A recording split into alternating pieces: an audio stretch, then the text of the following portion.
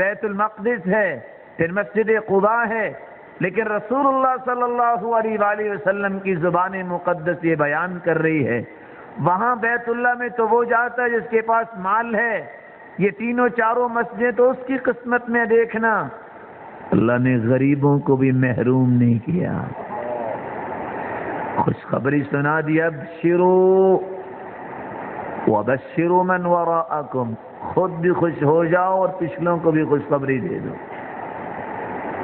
غصہ نہ کرنا یہ حدیث سن کے، اس بات کی خوشخبری ہے معشر الفقراء، او فقیرو، تھوڑے مال والو، خوش ہو جاؤ، 500 سال امیروں سے پہلے میں تمہیں جنت میں بلا لوں گا۔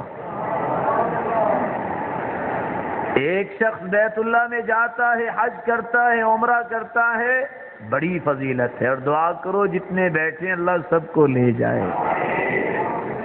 لیکن ایک شخص نہیں جا سکتا، من صلی الفجر فی جماعہ ثم قعد يذكر الله عز وجل ثم صلى ركعتين كانت له كأجر حجة وعمرة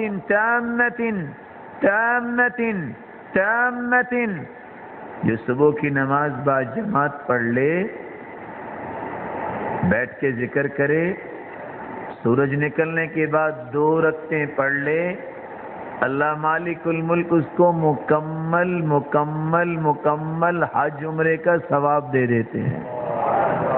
اور آپ سمجھتے ہیں 4 لاکھ روپیہ لگا کے حاجی اگر جائے اور رکن چھوٹ جائے حج نہیں ہوتا، واجب چھوٹ جائے حج میں نقص ہے جب تک وہ دم نہیں دیتا، اگر فسق و فجور ہو گیا حج میں نقص ہوگا۔